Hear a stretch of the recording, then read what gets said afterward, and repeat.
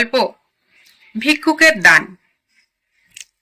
এক গ্রামে এক ভিক্ষুক প্রতিদিন দরজায় দরজায় ভিক্ষা চাইত। মানুষ তাকে অবজ্ঞার চোখে দেখত, কারণ পোশাক তেমন ভালো ছিল না, আশ্রয় ছিল না, তার নিজের কিছুই ছিল না। একদিন সেই গ্রামে বড় মাপের এক আলেম এলেন। তিনি মসজিদে ঘোষণা দিলেন, যে যার সাধ্যমতো আল্লাহর নামে দান করুন। যে আল্লাহর রাস্তায় দান করেন, আল্লাহ তার সম্পদকে দ্বিগুণ করে দেন। সবাই দান করার জন্য চিন্তা ভাবনা শুরু করে দিল।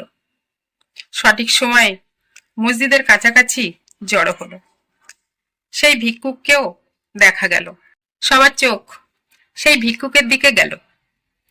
লোকেরা মনে মনে হাসল। যার নিজের কিছুই নেই, সে আবার দান করবে কি? যে যার সাধ্য মতো দান করতে শুরু করলো।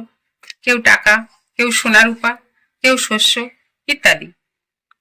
শেষে ভিক্ষুকটা ধীরে ধীরে এগিয়ে এলো। সবাই অনেক আগ্রহ নিয়ে অপেক্ষা করছে তার দান দেখার জন্য।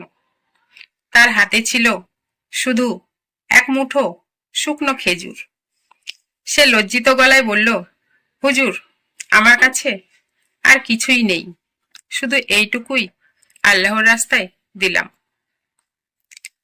মানুষ হাসাহাসি করতে লাগলো, কিন্তু আলেম চোখে পানি নিয়ে বললেন, তোমাদের ধনীদের কাছে দান করা সহজ কাজ, কিন্তু এই ভিক্ষুক যা দিল তা তার সব কিছু। নিজের জন্য না রেখে পুরোটাই দান করেছে। সে নিজের কথা একবারও ভাবেনি। আল্লাহর কাছে এই দানের মূল্য পাহাড়ের সমান।